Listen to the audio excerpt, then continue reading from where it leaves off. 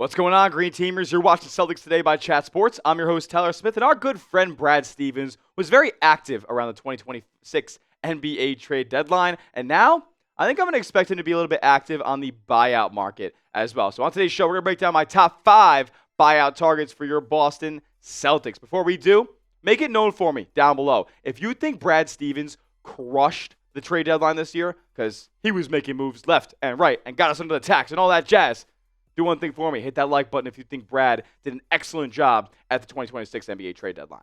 All right, so let's talk about where the Celtics are as a team right now. Because before we talk about who they could add, let's kind of dissect where the holes are on this roster. The rotation right now looks as follows. Peyton Pritchard, Derek White, Sam Hauser, Jaylen Brown, and I'd presume Nikola Vucevic does get the starting nod here. We'll know on Friday when he debuts against the Miami Heat. You have Neemias Queta and Luka Garza backing him up off the bench at center. You have Hugo Gonzalez, who's continuing to play more and more minutes as the season goes along. Jordan Walsh, who's giving you some good games this season. Baylor Shireman, who's really come along over the last month or so. Amari Williams, who we know was converted from a two-way deal to a 2-year standard contract. And then, of course, Jason Tatum, who we hope will be returning back from injury here in the next few weeks. Got a couple of two-way names as well. Expect one of those to be converted to a standard contract, and then Brad hits the open market. Now, where things stand, where do the Celtics have to kind of get? Because they're not currently following NBA rules. The Celtics are under the luxury tax. Excellent job. 2 spots, though, remain on this roster that must be filled. The NBA requires you to have 14 roster spots filled, and the Celtics currently have 12. So in the next 2 weeks, they have 2 weeks to get this sorted out. They need a backup ball handler and a backup scorer of some regard. And that's not to say that either of those guys is going to play. I feel like Boston kind of has their 8-man rotation, 9-man rotation now with like Queta, Shireman, Ugo, and somebody else coming off the bench. That is an 8-man rotation right there. So that's fine by me. Even Walsh, if you want to throw him in there. And then once Tatum comes back, that makes it a 9 or 10-man rotation. Things are fine for the most part. Celtics literally just need bodies on the back end to fill out the end of this bench. And they're going to have to get a little creative to do it because they are below the tax, but it's an itty-bitty smidge. $840,000 is all they have to work with here. So, with that being said, as the season goes along, contracts that you will sign for guys in the open market, they're prorated the rest of the year. So, they're only getting paid for the final 30 games of the season. But with Boston only having that much money, they're probably going to have to wait a couple of days, maybe sign a couple of 10-day contracts in order to kind of be under the tax guaranteed by the end of the season. So we don't want to go over. We don't want to face those penalties again. Brad did so much work to get us underneath. I think we could see a couple of 10-day contracts. But if they don't go that route, or maybe one of these guys wants to sign a 10-day with the Boston Celtics and then end up getting converted for the rest of the season, or sign a couple of 10 days in a row and then finally get like a playoff deal or something like that, we could see these 5 buyout targets potentially wear Celtic green. Let's start with this one. Cam Thomas. Now, before we had to refilm the last video that we did on the channel because Xavier Tillman ended up getting dealt, I had a whole section dedicated to Cam Thomas because he just got waived by the Brooklyn Nets. And to have the opportunity after you moved off Anthony Simons to upgrade in the front court to then acquire an Anthony Simons clone seems like a pretty good idea for Brad Stevens and the Boston Celtics, right? Well, he also hasn't been the best this season either. I mean, Simons wasn't even putting up this bad of efficiency in his last year in Portland. 15.6 points per game this season for Cam. 3 assists, sub 40% from the field overall, and sub 33% from 3. It's pretty brutal, I'm not going to lie. But I think in the right system where he's getting open shots, I mean, this guy's playing in Brooklyn, for God's sakes. In the right system where he's getting the right shots and open looks left and right, he could be like Anthony Simons was for this team. And speaking of Anthony Simons, this is my take on Cam Thomas. He is an unwilling defender. He is an unskilled defender. But so is Anthony Simons coming into this roster. Who's to say Joe Mazzulla can't make Cam Thomas buy in a little bit, give a little bit of effort on defense, and those Celtics coaching staff that has helped Anthony Simons get to that level defensively, why can't they do the same thing to Cam Thomas? Seems like the same exact thing to me. Unless Cam Thomas is just a total egomaniac, thinks that buckets over everything and I'm better than you, all that jazz. He has shown signs of having a little bit of an inflated ego with wanting the contract that he wanted at the beginning of the season. He literally wanted $40 million. That's definitely a possibility, but I'm willing to take the flyer on Cam Thomas if he's willing to join the Celtics in a few days or so and prorate that deal. Next up, somebody who I actually think could end up doing that if he gets bought out, of course, is Khris Middleton. Now, you want to talk about a Celtic killer?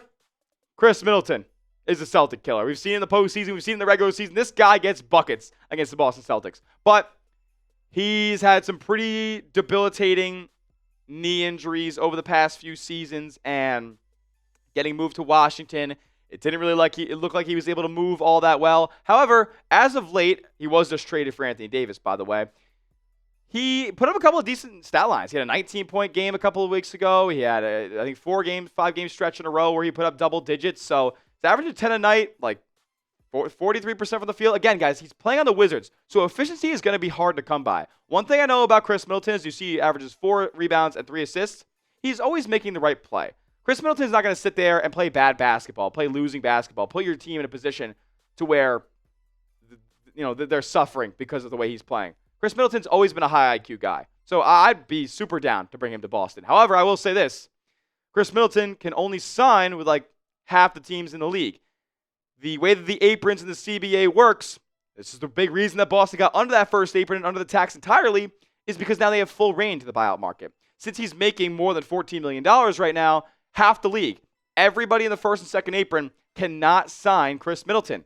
Your Boston Celtics can, so I'd be in on making that move. We have 3 more guys to discuss here in just a moment. First, though, I got to tell you guys about our sponsor on the show, and that's Prize Picks, the best daily fantasy sports app in the game. Folks, the big game is almost here, and there's no better way to cash in during America's biggest sporting event than with Prize Picks, where it always feels good to be right. And since the big game is right around the corner, that also means it's your last chance to get into the football action before next season. So close the season out right with Prize Picks by getting $50 instantly in lineups when you play your first $5. It's the best daily fantasy sports app in the game. All you guys got to do is pick 2 to 6 players and just pick more or less on their projected stats. And take advantage of all the features that they offer, like when they're slashing those stat projections by 99%, like they're doing for this weekend in the big game. Drake May, half a passing yard. All he's got to do is throw for 1 yard. And this square is screened on your Prize Picks on your way to winning up to 2,000 times your money in one single lineup. They also offer stacks, so if you want to do this and another Drake May stat in that lineup, you can do so only on Prize Picks. Also, it's becoming a community event where you can take other players' picks, whether it's a celebrity or a friend or a creator like myself, and put their lineups into your own using the brand new feed tab. Also, early payouts, yeah, that's come to Prize Picks too. So if your lineup gets off to a hot start, you can cash out those winnings before the game even finishes. Download the Prize Picks app today and use the code CLNS to get $50 in lineups after you play your first $5 lineup. That's code CLNS to get $50 in lineups after you play your first $5 lineup. Prize Picks. It's good to be right. Lonzo Ball. Balling out ZO2s on the Utah Jazz. Isn't that weird, right? Well, not for long, because Lonzo Ball is going to be bought out and waived by the Utah Jazz here. Would I bring Lonzo to Beantown? Hell yeah. Get the number 2 overall pick in 2017 and the number 3 overall pick in 2017. Sign me up. All jokes aside, though, Lonzo is a big guard. We know he can defend. We know he has great court vision. And for a Celtics team that loves to move the ball around, it would be a pretty decent addition. Except he gives you nothing offensively. At least scoring the basketball-wise. This is not a Joe Mazzulla type of guy. 30% from the field, 27 from 3. He's had really, really rough injuries in the past. I mean, there's damn knee surgery that's kind of like named after him now because of how crazy it was and how like unique and first time ever in human history it was. So it's definitely a signing that would carry with it a bit of risk. Is Lonzo the player that he used to be? Probably not. Like, I'm a Lonzo guy. Trust me. I watched him at Chino Hills back when I was in high school. But yeah, I'm not sure if it's the move in the big 2026. He probably wants to go out there and play with his brother in Charlotte anyway. So I think he's probably the best pure distributor that's on the buyout market. But I wouldn't hold my breath on Lonzo coming to the Boston Celtics. Gabe Vincent. What about him? I mean, speaking of Khris Middleton being a Celtic killer, look no further than Gabe Vincent of now the Atlanta Hawks, who got traded for the Luke Kennard. Yes, that's right. As the Lakers added a 50% three-point shooter. That was a great move by them because for the Lakers' perspective, Gabe Vincent kind of stunk. Like he had to play a little bit too much on this team. He would be the third guard on this team. Meanwhile, he was like the second string point guard on the Lakers. Look, he hasn't put up crazy numbers. We know Gabe Vincent can shoot the 3-ball. And we know that he killed us in the 2023 NBA playoffs. It was tough, but I will say Gabe Vincent, he's definitely not that player anymore. Brad does love to bring in a Celtic killer, though. I mean, Vucevic had his best passing days of the games of the season against the Boston Celtics, so he said, yeah, we got to get him in green. So I'm sure that there's an opportunity here for Brad Stevens to call up Gabe Vincent and say, hey, how about you go play 10 minutes, 15 minutes a night for us, and don't totally blow things up when you're on the basketball court. Keep it simple and make your threes when you're open. Finally, last name up. DeMar, I hear it, the less I like it. DeRozan potentially getting bought out from the Sacramento Kings. Is that happening, though? I'm not so sure, to be quite honest with you guys. Anthony Slater of ESPN. He covers the Warriors, but he also covers the NBA at large, and specifically another NorCal team in Sacramento he's pretty tapped in with. He says that they're not exactly looking to buy him out. They have, quote, unquote, zero plans to buy him out. But if you just saw what my guy Khris Middleton said that there's a strong candidate for a buyout. So, who knows what? I'm not going to lie. I probably believe Slater a little bit more than Maddox here, especially with the wording strong candidate for a buyout. That's probably just him guessing. Meanwhile, Slater's saying that the Kings and DeRozan have had no talks about a buyout here in the coming days. But if they did, man, he was at the top of my list. Not like he is necessarily a Joe Mazzulla type of guy, but he has been hitting some corner threes over the last few seasons. 19 points per game. He needs the ball in his hands to succeed. I will say that. 50% from the field, though. 4 assists a night. He does know how to move the basketball a little bit. I'd be in on bringing DeMar DeRozan to Beantown, but how likely is it, considering what we heard from Anthony Slater? It's probably not all too likely.